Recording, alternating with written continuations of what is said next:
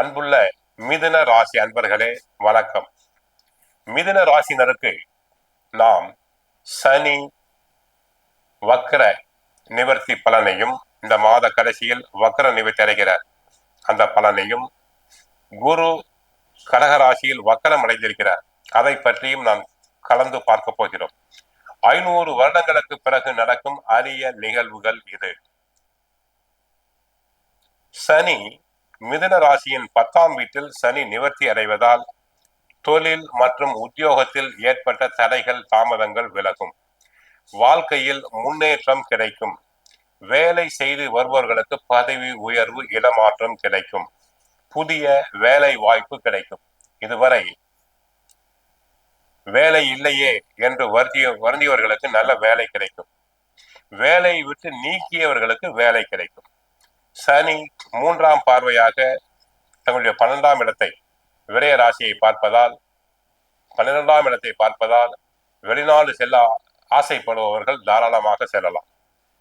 7ஆம் பார்வையாக 4ஆம் இடமான கன்னி ராசியை அவர் பார்க்கிறார். உடல் நலனில் சற்று கவனம் தேவை. 10ஆம் பார்வையாக தனுசு ராசியை பார்க்கிறார்.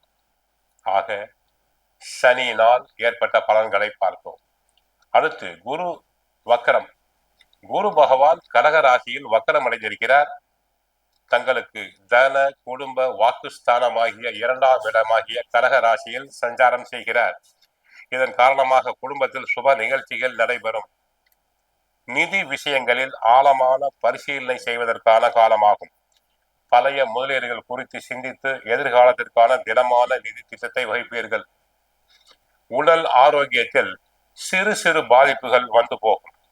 குடும்பத்தில் உள்ளவர்களுக்கு ஆரோக்கிய குறைபாடு உண்டாகலாம். வயது மூத்தோர்களுடைய உடல் நலனில் சற்று அக்கறை எடுத்துக் கொள்ளுங்கள்.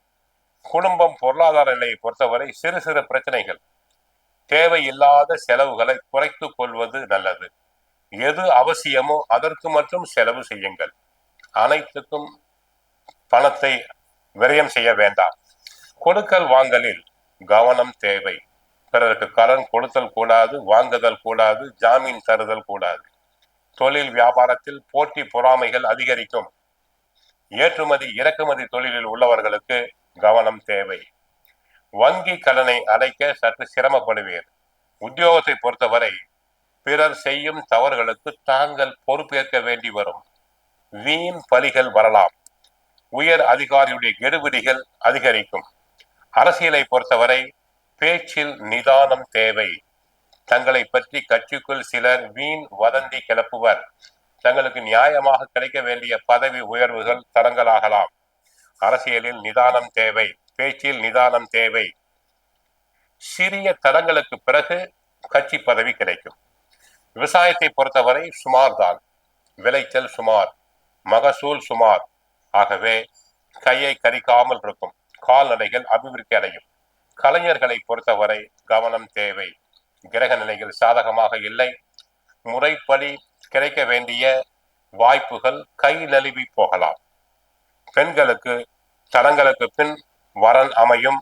ஆகவே மாணவ மாணவர்களுக்கு படிப்பு சம்பந்தப்பட்ட கிரகங்கள் நன்றாக இருப்பதால் நன்றாக படிப்பர். போட்டி தேர்வுகளில் கலந்து கொண்டு வெற்றி பெறுவர். கோயிலுக்கு சென்றால் தாங்கள் நன்றாக கடவுளை வழிபட வேண்டும். மகாவிஷ்ணுவை வழிபடுங்கள். நன்மைகள் பெருகும். வாழ்க வளமுடன். மங்களம் உண்டாகட்டும்.